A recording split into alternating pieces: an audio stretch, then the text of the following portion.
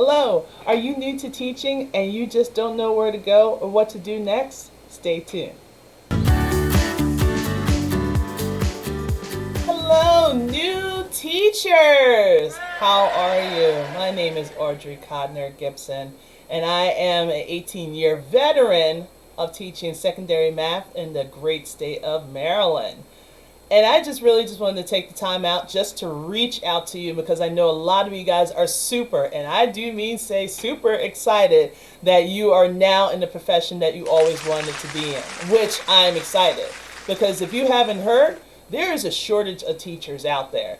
And I know, based on my experience, I have seen a lot of people quit because they felt like they weren't supported.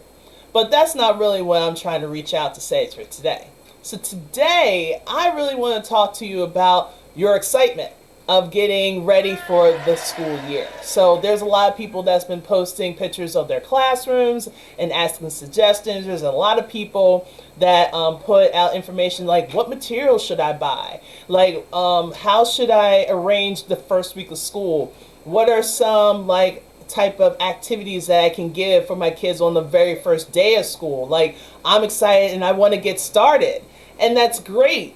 And all I want you to say, really all I want to say is, don't go crazy buying yet. Okay? So let me give you a very clear example. All right. I have this lovely item right here. Okay? Whoop. There we go.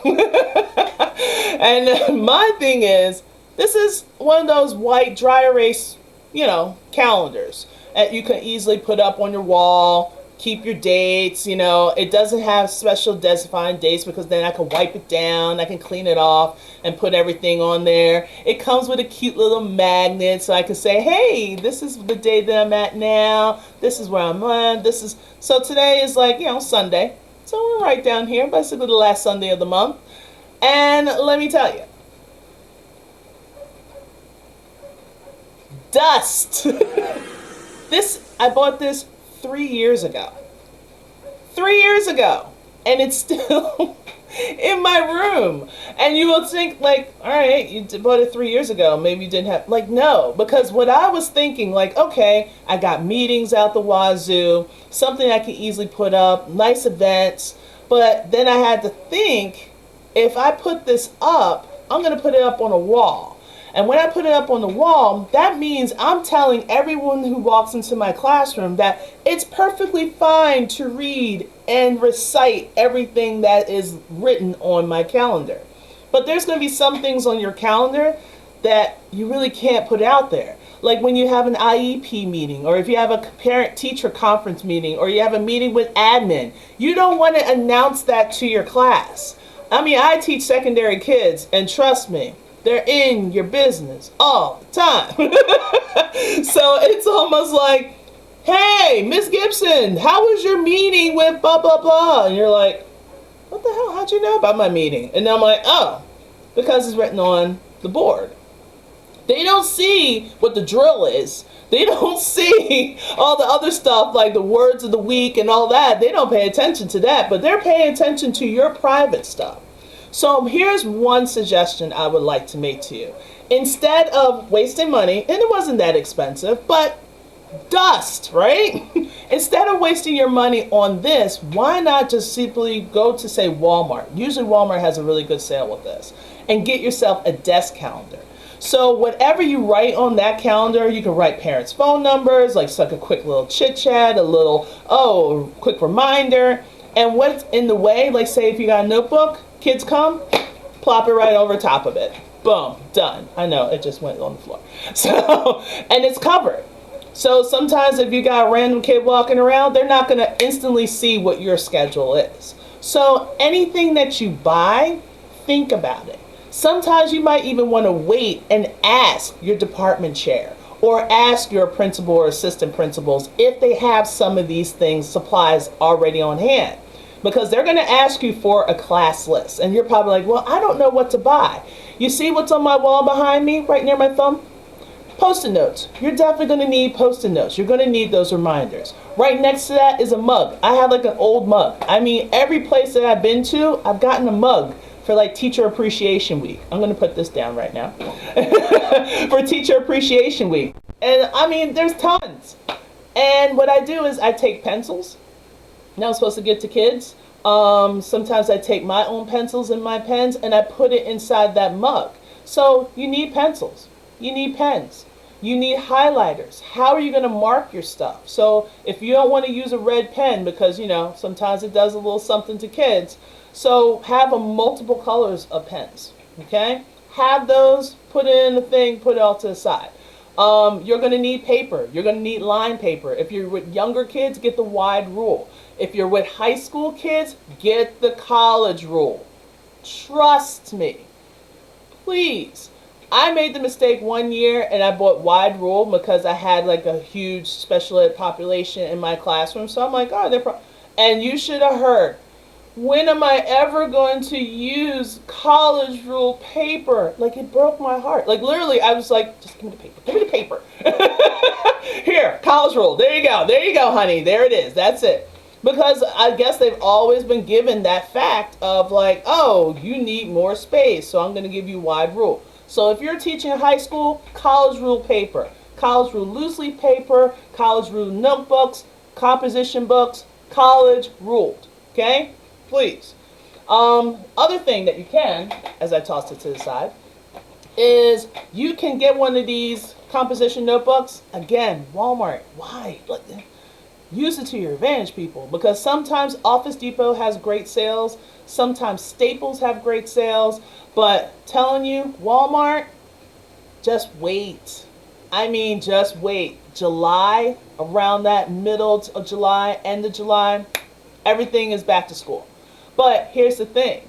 Since we had the pandemic, we don't know if we're going to be able to see face to face. We have no idea. So we got to think about our digital. So here's another suggestion. Ready? Make sure you talk to your principal and ask them, what online learning platform did you have last year? Because it could be Google Classroom. It could have been Class Dojo.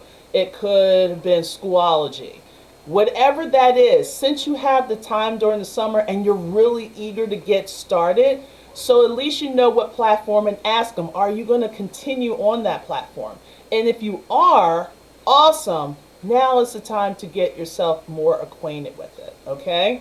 So if they don't, hey, composition notebooks are amazing. I know kids want to rip pages out of here, but you're going to be like, no, I don't want any rip pages, okay? Composition notebooks, it'll last so much longer. I know a lot of people like the spiral because I kind of like the spiral because, especially with older kids, they can take that notebook and put it inside their binder. So they don't have to worry about all these books all over the place. Everything is whoosh, right into a binder. And I'm going to show my age because that's how we had Trapper Keepers. What? Trapper Keepers? Yeah. I'm that seasoned. Okay, so, but if anything, where your textbooks are going to be, what type of textbooks. See if you can get a copy of your curriculum. Okay, so if you can get a copy of your curriculum and you can figure out what online platform they were, that will take you the summer. Everything else you're going to be able to get later on. So, hopefully this helps. So let me recap. Ready? I'm going to try it. 1, don't spend too much money right now. I know you're excited because you're doing an impulse buying type thing. Oh, I got to buy the latest bit. Oh, look at those cute little binder clips. Oh, look at those cute little things. No, because by the time school starts and if it opens up, a lot of that binder clip is going to get tossed across the room. Okay? Or it's great that you have that cute little binder clip, but you have a stack of papers this big and that cute little binder clip is not going to hold those stack of papers. It's not. Okay? And no one wants to have binder clip, binder clip, binder clip, binder clip. That's a little nuts. Okay? So, hold off on buying things. Ask your principal, ask your department chair if they have anything. If they do, guess what? You saved yourself some money. You're not getting paid a whole lot, so why are you spending so much right now? Okay? See what you gotta do. Don't be like me. 3 years. Don't be like me. Also, take a look at what the online platform is, okay? So you can study up to see where you're going to need to make adjustments. You might, okay, how do I make assignments? Hey, how do I add on videos? Doing all those things that will kind of help you with it when you make that transition. Because now you're ready. You can be ready for in-person and you can be ready for online. But also I want to welcome you to the family, because that's what it is. Being a teacher, you're part of the family. As great as it may be, as dysfunctional it may be at times, but you're still part of a huge family. If you need additional assistance, guess what I'm doing? I started an online course for teachers. People that are brand new to the profession, people that are new to a school, maybe even new to a state or a district.